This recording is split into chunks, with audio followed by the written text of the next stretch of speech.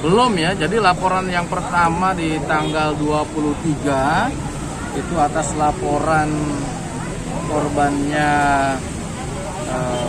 Untung Surapati Sembiring dengan terlapornya John Luther Sejaba.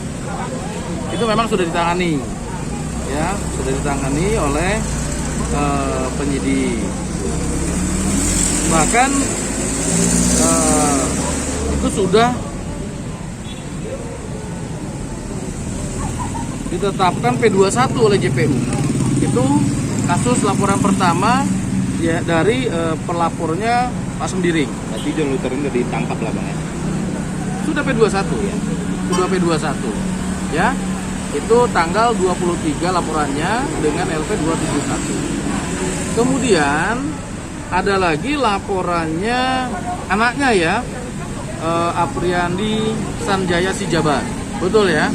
Itu laporannya tanggal 25 dengan nomor LP 276 Polsek Sunggal. Nah, kasus yang ini masih didalami oleh penyidik.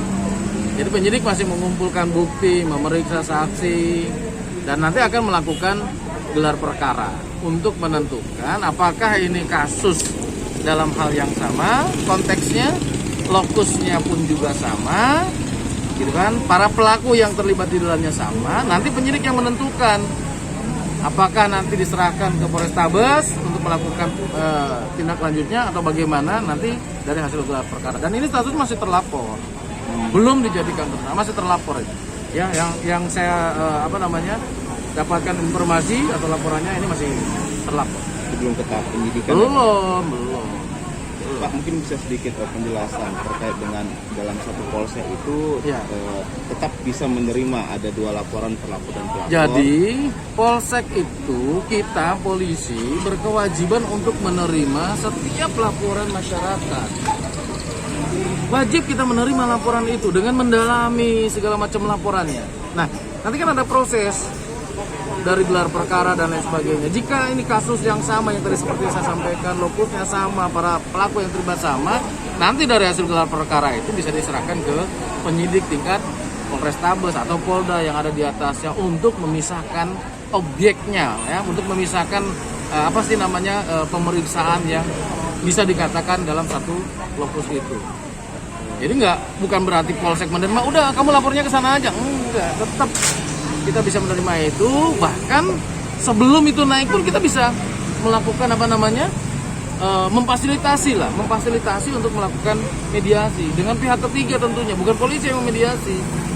Kita sebagai fasilitator gitu kan. Yuk, ini tempatnya polisi, silakan undang siapa yang bisa dipercaya untuk mendamaikan. Kira-kira seperti itu. Bukan kita menolak. Nanti kalau kita menolak ceritanya lain lagi.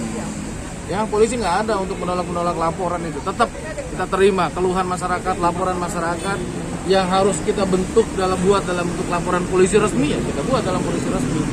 Bisa kita fasilitasi untuk melakukan mediasi, kita sampaikan.